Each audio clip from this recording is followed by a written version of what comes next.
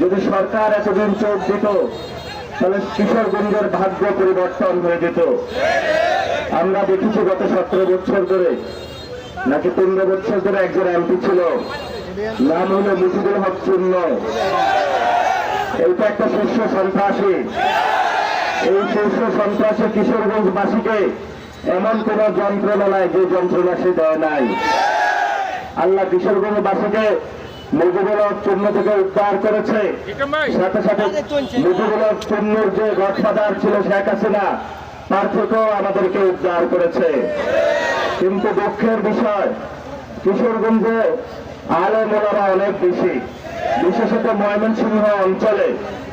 এই ময়মনসিংহ পুরা বাংলাদেশে যদি বলা হয় কোন বিভাগে আলেমদের সবচেয়ে ক্ষমতা বেশি, তাহলে সর্বপ্রথম যে জেলাটি আসবে, বিভাগটি আসবে, জেলা হলো কিশোরগঞ্জ আর বিভাগ হলো ময়মনসিংহ।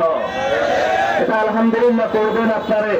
যেখানে আলেমরা থাকে ওইখানে গজব কম আসে, কিন্তু তারেক রহমান কিশোরগঞ্জবাসী যখন সব গজব থেকে উদ্ধার হয়েছে, ফজু পাগলা নামে এক গজব কিশোরগঞ্জবাসীর উপরে চাপানো হয়েছে।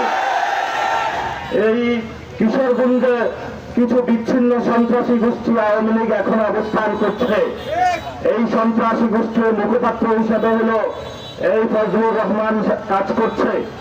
আমরা সরকারকে আহ্বান জানাবো, প্রিয় তারেক রহমান, কিশোরগঞ্জবাসীকে উদ্ধার করেন এই শীর্ষ মুজিব সন্ত্রাসী ফজলুর রহমান থেকে।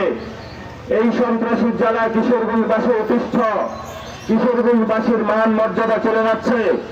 ওনারা তাকে রিজেক্ট করতে চায়। আপনি অন্য কাউকে দেন, তবে ফজু পাগলা থেকে কিশোরগঞ্জবাসীকে উদ্ধার করেন।